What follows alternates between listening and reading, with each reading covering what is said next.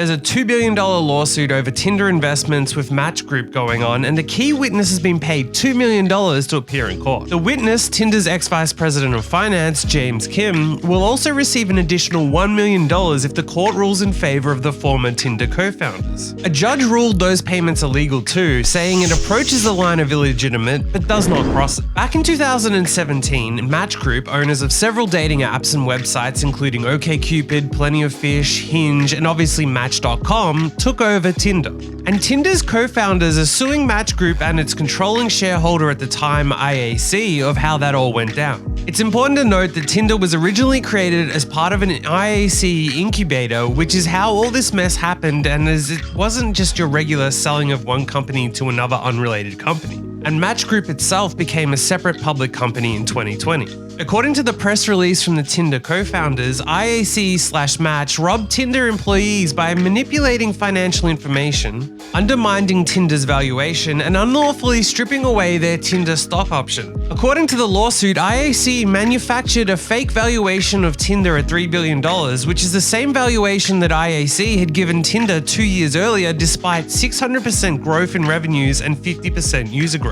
The release goes on to say, then only hours later, IAC/Match secretly merged Tinder out of corporate existence and into Match Group, diluting Tinder into a stagnant holding company. This merger was a pretext to extinguish the Tinder employees' stock options. This is where the $3 million testimony comes into play. According to the New York Post, Mr. Kim is expected to say that he was pressured by higher-ups into underselling Tinder's financial prospects during conversations with investment bankers as Match prepped its 2017 Tinder takeover. Attorneys for Tinder co-founder Sean Rad have argued that the payments to Kim were only made to make up for lost salary and stock options that were stripped away when Kim was fired from the company in 2018. And the $2 million payment is worth far less than the $4.2 million worth of stock options that Match took away from Kim. But IAC is expected to highlight to the jury how Kim is being paid to give his testimony. Sean Rad, however, according to legal documents, deleted a series of emails on his company account amid a feud with the CEO who replaced him, Greg Blatt, and led Tinder during the valuation process. In 2017, Sean was texted by a financial advisor saying, "Just confirming you are going to delete all your work emails." To which he responded yes. He then emailed another financial advisor pledging to destroy Blatt, saying, "We're at war. We'll destroy him. This is going to be the biggest lesson of his life," which he then deleted but was recovered from the financial company's emails.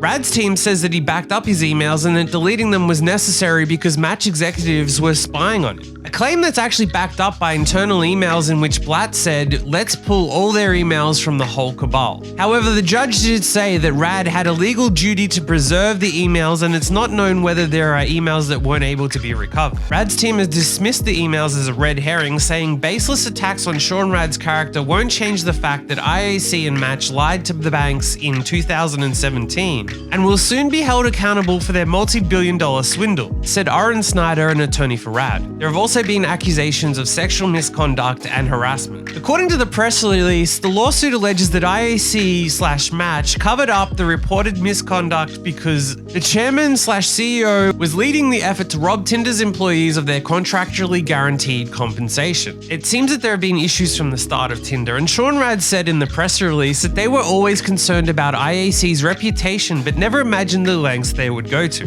The case is scheduled to start in court, but analysts predict this case will most likely get settled because once it hits court, there will likely be more dirty laundry aired. So potentially, Kim will get $3 million to testify and not even have to testify.